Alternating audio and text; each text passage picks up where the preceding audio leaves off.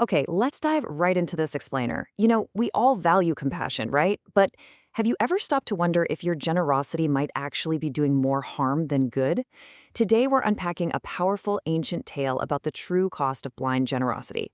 We're going to explore that critical balance between giving and enabling, and look at why unchecked kindness can sometimes create the exact problems we're trying to solve. Have you ever helped someone so much and they eventually just expected it as your duty? And then they actually got mad at you when you stopped. It's a totally baffling and frustrating experience.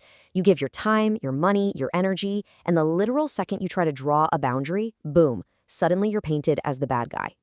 Well, to understand why this psychological flip happens, we're going to look at a very old yet incredibly relevant story. Section 1, The Rich Man and the Beggar, an ancient tale. So let's start with this classic story about a kind-hearted rich man and a beggar who lived nearby. Seeing the beggar's daily struggle, the rich man felt a deep sense of pity. He didn't just walk by, he decided to step in and make a real difference. This breakdown brilliantly illustrates exactly how their relationship deteriorated. We can literally see the trap being set here. Step 1, the rich man starts providing yearly financial aid and food. Then step 2, over time, this consistent giving just becomes a habit. It becomes an expected routine. But then reality hits in step 3. One year, the rich man is just incredibly busy with his own life, and he can only manage to give less than usual. Now, logically, you'd expect a little understanding, right? But then we reach step 4. The beggar doesn't show a shred of gratitude for all those previous years of support. Instead, he becomes furiously angry and completely ungrateful. Yeah, instead of showing gratitude for years of reliable support, the beggar actually blamed the rich man.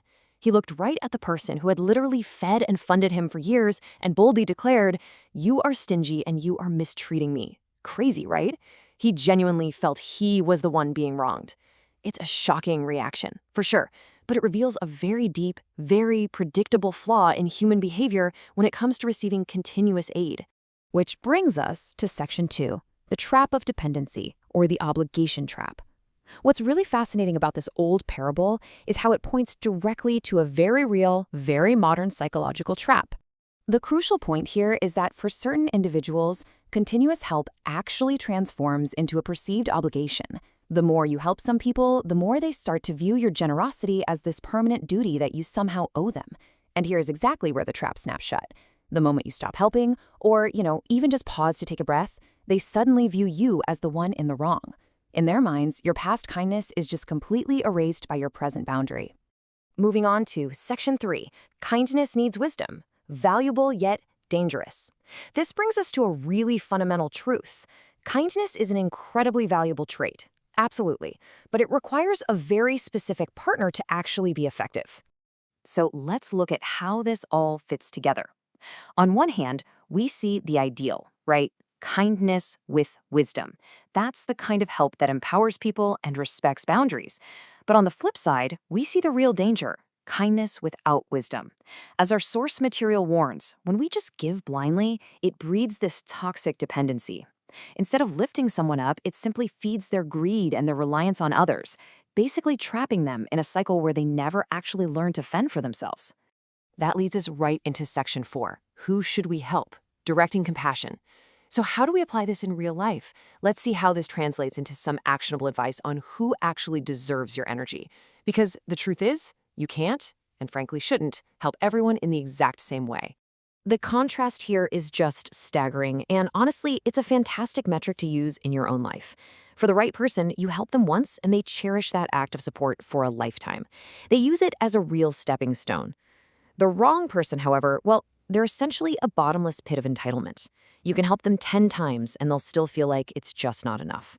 Recognizing which kind of person you're dealing with is absolutely vital before you commit your hard-earned resources.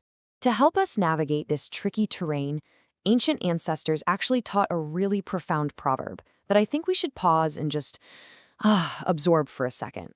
It says, "Help those in emergencies, not the poor." Now, I know, at first glance, that might sound a little harsh, maybe even confusing. But let's break down what this ancient wisdom actually means in a practical sense. This really gets to the core philosophy behind that proverb. It definitely doesn't mean abandoning those in genuine need. Actually, scratch that. It's more about ensuring our help is laser focused on getting people through temporary, acute crises.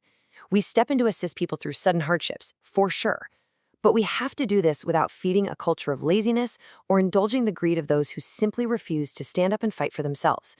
It's that critical difference between offering a hand up during a disaster and offering a permanent handout that just completely kills their motivation. Ultimately, having compassion, loving people, and pitying those who are struggling, that is absolutely the right thing to do. I mean, it's what makes us human. But true wisdom lies in knowing exactly who to direct that compassion toward and in what form. It's really about being strategic with your heart so that your kindness actually creates a positive change. So, I'm going to leave you with this provocative question to chew on regarding your own relationships. Look closely at the help you give to others. Are your acts of kindness genuinely helping someone stand up on their own 2 feet? Or are you just like the rich man in our story, accidentally feeding their dependency and laziness? It's a tough question, I know, but answering it honestly, that might just change the way you give forever.